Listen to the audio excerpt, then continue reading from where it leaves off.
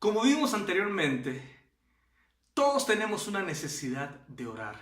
Jesús la tuvo y nosotros la tenemos. Y esta es una de las lecciones del huerto de Getsemaní. La segunda lección es que no siempre es fácil hacer la voluntad de Dios. Jesucristo se encontró en este huerto hermoso, este lugar hermoso de la vida, de la tierra, de su tierra. Y allí pasó un momento difícil. Allí le pidió al Padre, en el versículo 42, le pidió al Padre evitar ese momento. Si vas conmigo en Lucas capítulo 22, versículo 42, Jesús oró así: Padre, si quieres, pasa de mí esta copa, pero no se haga mi voluntad, sino la tuya. La segunda lección que aprendemos es que no siempre es fácil hacer la voluntad de Dios.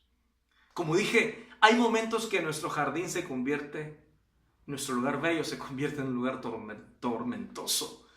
Y ahí a veces tenemos que hacer la voluntad de Dios. ¿Qué está pidiendo Dios de nosotros en ese momento donde el jardín se convirtió en un momento duro? ¿Qué quiere Dios?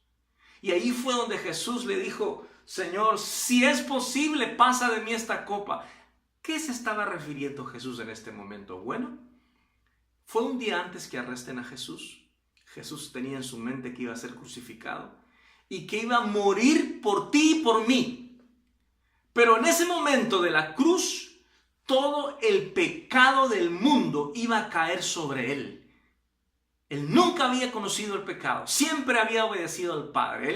Recuérdese que él tuvo una gloria con el Padre, estaba uno con el Padre y vino a este mundo y no sabía lo que era mentir, no sabía lo que era robar, no sabía lo que era pecar.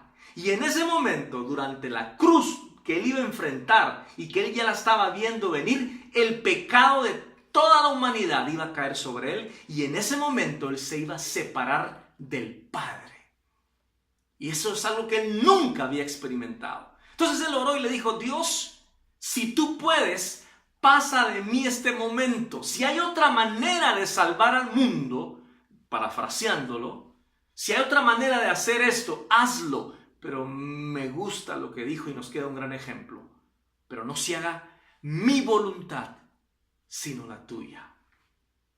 No siempre es fácil la voluntad de Dios. No siempre es fácil hacer lo que Dios nos pide en un momento donde ese jardín se convirtió en un momento doloroso, en un momento tormentoso, donde tu jardín cambió. Pero es importante que tengas un corazón de hacer la voluntad de Dios, aún en ese momento difícil. En ese momento difícil Jesús se rindió al Padre. En el versículo 44 dice: y estando en agonía, oraba más intensamente, y era su sudor como grandes gotas de sangre que caían hasta la tierra. Eran como, dice. Era tanto el sufrimiento que se miraba así su sudor. Él estaba atravesando un momento difícil y aún en este momento difícil se rindió al Padre.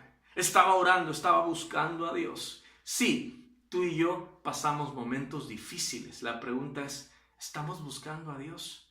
¿O dejamos que ese momento difícil nos golpee?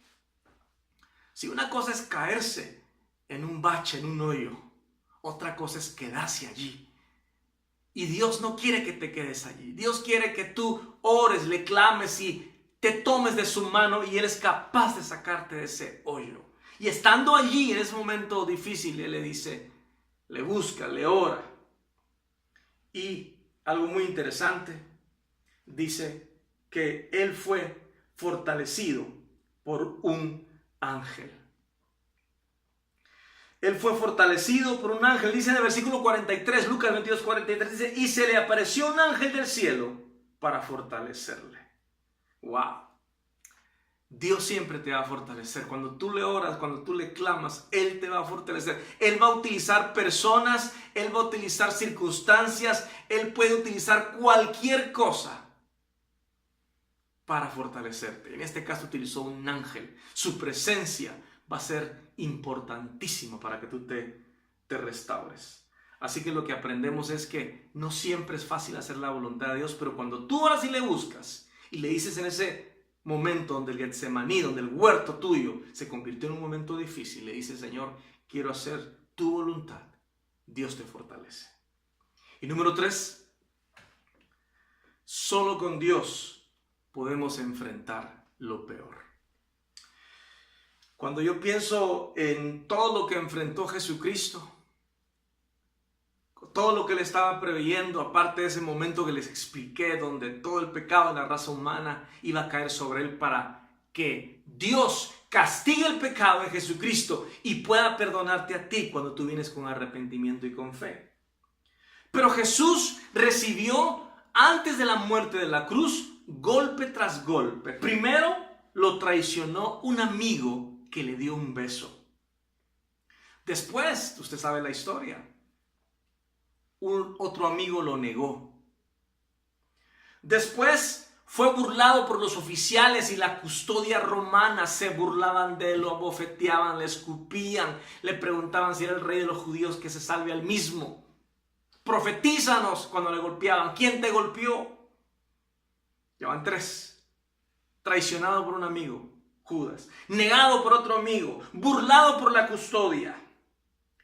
Acusado por el concilio. Entonces imagina a todos esos Caifás y todo el concilio de los judíos. Usted lo puede ver esto en los capítulos 22 y 23. Puede ver toda esta narrativa. Lucas 22 y 23 puede buscarlo y puede ver todo esto. Todo el concilio se reúne en la noche y de una manera ilegal lo acusan. Ya va por la cuarta cosa que pasa a su alma. Traición, negación, burla, acusación por el concilio, condenado por los romanos. Y lo último, sentirse abandonado por el mismo Padre Celestial por causa tuya y por causa mía, para perdón y salvación nuestra. Fue aquel momento cuando Él estaba en la cruz y Él tenía la oportunidad de amargarse con todos, porque recibió golpe tras golpe, traición, negación, burla, acusación, condenación. Llega un momento donde su alma, porque cuando tu alma recibe dolor tras dolor y tu alma recibe rechazo y te pasa esto y te despiden del trabajo y por aquí en tu casa se burlan de ti y un amigo ya no quiere ser tu amigo y le escribes a alguien y no te contesta y llamas a alguien y te ignora y tu alma sufre dolor tras dolor, llega un momento que las personas sufren un colapso emocional. Entonces imagina todo lo que sufrió Jesús con todo lo que le estoy enumerando que se encuentra en el capítulo 22 y 23 de Lucas. Y lo último, en Lucas capítulo 23 del 33 al 56 puede leerlo, el momento de la cruz. Cuando Él tuvo oportunidad posiblemente de amargarse, estando en la cruz, tuvo la oportunidad de amargarse con toda esta gente que le he mencionado, con sus discípulos que lo abandonaron, con todas las personas que le dieron la espalda. Él con los que le bofeteaban, con los que se burlaban, con toda la multitud que dijo crucifíquenlo. Él pudo haberse amargado en ese momento y decir, Padre, no más. Pero Él dijo, Padre, perdónalos porque no saben lo que hacen.